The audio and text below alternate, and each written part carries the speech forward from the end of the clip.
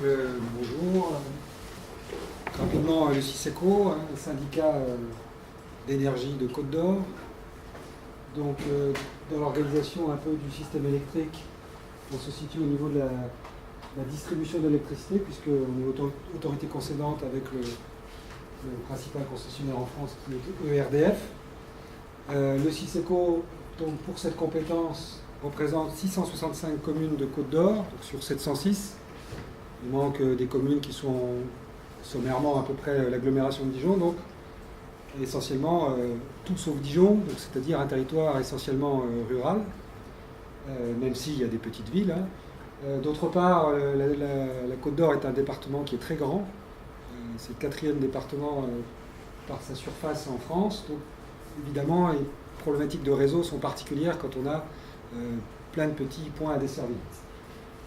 Donc le syndicat d'énergie, compétent donc, pour cette activité dans le domaine de l'électricité, compétent également pour la même chose dans le domaine du gaz, donc la distribution de gaz, l'éclairage public qui est très lié à l'électricité, et depuis quelques années également une activité dans le domaine de l'énergie, avec du conseil vers les communes pour toute forme d'énergie.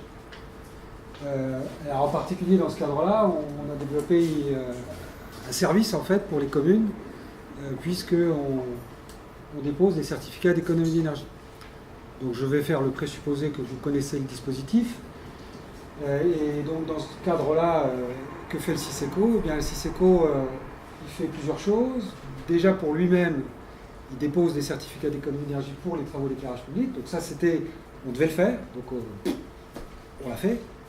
Et donc on a été la première collectivité de Côte d'Or à déposer un certificat d'économie d'énergie pour ce département. Donc ça consiste à mutualiser le service pour les communes. Pourquoi ? Parce que c'est compliqué, même au début où c'était plus simple qu'aujourd'hui, il y a des tas de papiers à faire. Un autre aspect, c'est toujours les économies d'échelle. Plus on rassemble de certificats, plus on a un pouvoir de négociation important, puisque les C2E sont vendus sur une bourse avec des acheteurs. Donc, si vous avez deux actions à vendre, il n'y a pas beaucoup de monde. Si on avait 2000, plus facile.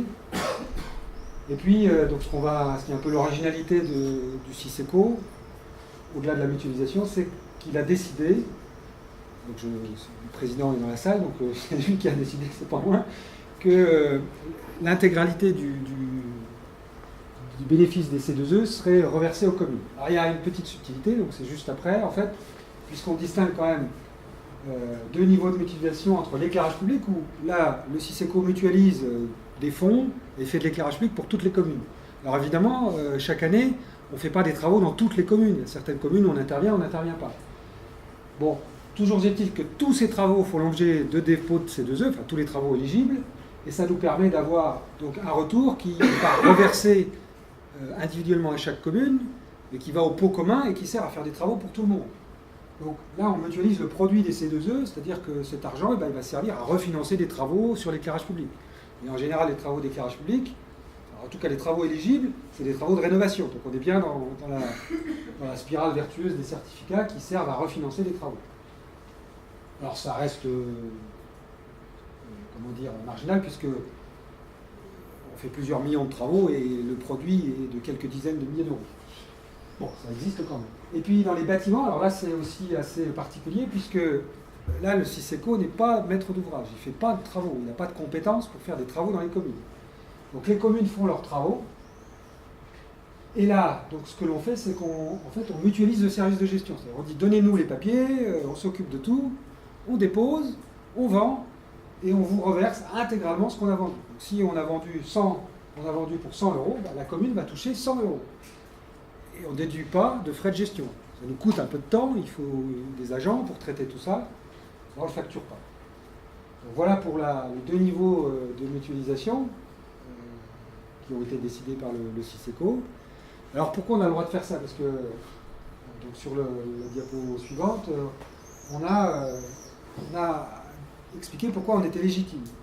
Ça vient du fait que on a l'éclairage public, et pour les bâtiments, dans le cadre d'un partenariat avec le Conseil régional, l'ADEME, avec des fonds européens, on propose aux communes des missions de prédiagnostic sur le patrimoine bâti.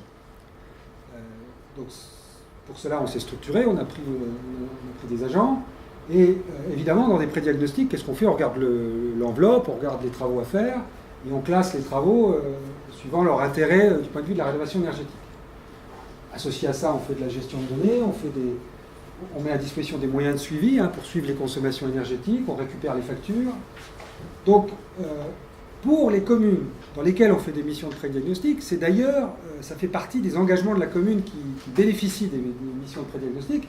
Elles sont obligées de passer par nous pour déposer les C2E. Mais on le fait aussi pour toutes les autres communes.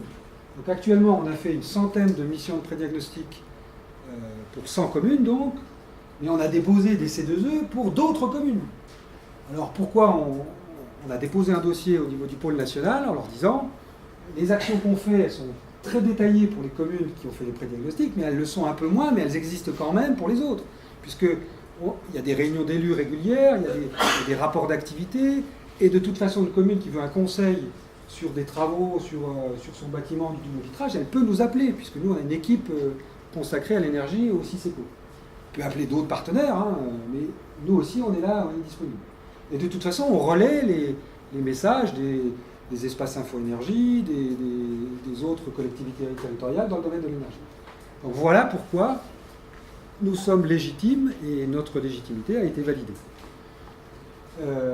Ensuite, donc, sur la diapositive suivante, oui. Donc voilà un peu à quoi consiste le prédiagnostic. Pour vous dire aussi qu'il y a du concret derrière, il y a une centaine de communes, donc un potentiel de 30% d'économie d'énergie sur le patrimoine bâti.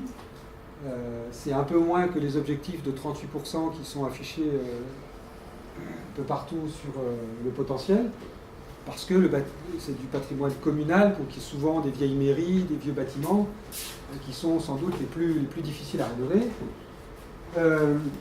Donc le potentiel est indiqué au centre, là, 20 000 MWh, avec trois blocs, ce qui est avec un temps de retour rapide, ce qui est un peu plus long, jusqu'à 5 ans, et puis tout ce qui est du long terme, à partir de 5 ans. Donc les deux premiers blocs, c'est bien, mais c'est pas grand-chose. Il reste le gros du travail, les 16 000 MWh, qui sont très difficiles à financer, puisqu'il faut mettre 37 millions d'euros pour rénover tout ça, pour faire les 24% d'économie sur la facture. Et donc c'est en constatant tout ça qu'on s'est dit, bon, on ne va pas enlever les C2E, vous allez voir derrière ce que ça représente. Si on enlève encore 30%, ça sera encore, ou 20% de frais de gestion, ça ne portera pas ses fruits. Donc par rapport à ça, on dit, c'est devant ce constat-là qu'on s'est dit, vaut mieux ne pas prendre de frais, et ça sera la contribution un petit peu financière du CICECO aux travaux de rénovation, puisque sinon il faudrait mettre en place des systèmes de subvention toujours compliqués, puisqu'il faut arbitrer, il faut sélectionner à qui on va donner. Là, celui qui fait des travaux, il a des C2E et il touche tout de suite le résultat. Et donc le résultat, on a mis une liste d'exemples juste derrière. Donc voilà, bon, on aurait dû cacher les communes, mais bon, vous avez des exemples de communes, il y a des communes... non, mais on peut laisser quand même, c'est pas grave. Il y a des villes, des villages. On voit que ça va le C2E produit entre 2 et 40% de l'investissement. Donc quand c'est 2-3%, ça ne change pas grand-chose. Et quand c'est 40% de l'investissement, c'est vraiment très intéressant, puisque la commune, elle investit 100, un an après, elle touche 40 de notre part parce qu'on a fait les C2E. Elle a fait des économies d'énergie parce que ces 100 investis lui ont permis de gagner un peu d'argent. Donc ça face à baie de l'huile, c'est sans doute, c'est bien perçu en tout cas par les communes. Le bilan sur les 4 années d'existence. Donc l'année 2009 est un peu particulière puisqu'on a on a valorisé 3 années en fait. Et elle paraît exceptionnelle, mais en fait on est rentré en rythme de croisière un peu plus tard. Donc en vert l'éclairage public qui est conséquent également, ça représente à peu près la moitié des gigawattheures que l'on dépose. Et puis le bâtiment. Alors le bâtiment, vous voyez, donc les communes concernées, c'est pas beaucoup, c'est quelques dizaines, mais les actions, c'est jusqu'à une centaine d'actions par an. Bon, on sait très bien qu'on n'a pas tous les travaux, qu'il y en a qui nous échappent, il y en a qui nous échappent parce que les communes les C2E sont captés par d'autres acteurs, ou sont tout simplement oubliés. Et en montant, environ 80 000, on pourrait se dire qu'une année normale, ça serait 80-90 000 euros, sous réserve de négocier à peu près toujours au même prix. Donc chaque année, on fait une vente, donc c'est géré assez rapidement, hein.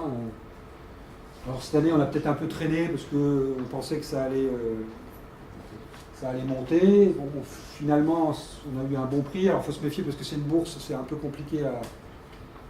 On n'a pas de courtier, hein, on gère ça tout seul, donc c'est... je ne dis pas que c'est optimisé. Bon, c'est la bourse, hein. On joue, on perd.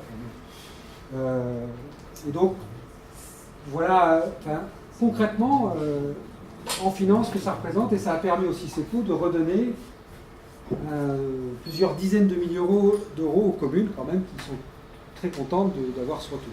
Voilà.